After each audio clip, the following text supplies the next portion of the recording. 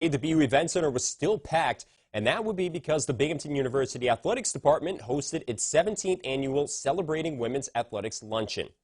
The major fundraising event was moved to Monday morning after being postponed from the original date of February 21st due to COVID. Now, one of the major draws for the event is the guest speaker, a spot which has been filled by big names such as Yankees radio color commentator Susan Waldman, Sunday Night Baseball color commentator Jessica Mendoza, Olympic gold medal winners Shannon Box, Julie Foudy, and Joan Benoit Samuelson.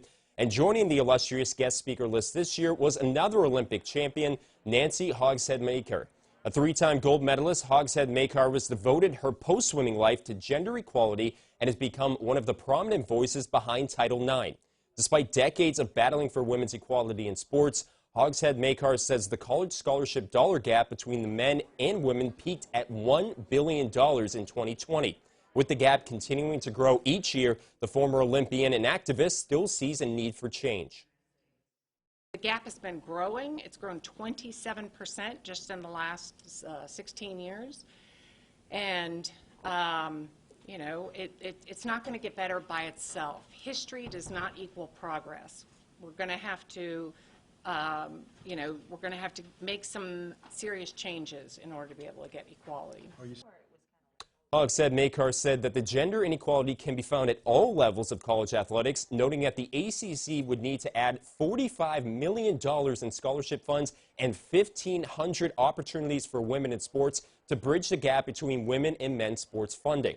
While this luncheon is meant to inspire young women in athletics, Hogshead Makar believes events like this can also be used to remind them of how important college athletics are to a student-athlete's education.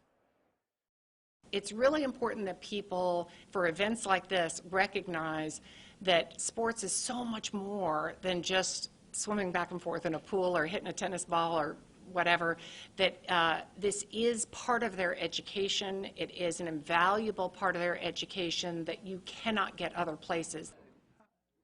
In what has been an enormous annual fundraising event since 2006, the Celebrating Women's Athletics Luncheon has helped secure well over $550,000 towards the Binghamton Bearcats Athletic Association Women's Scholarship Fund, including over $53,000 through Monday's event.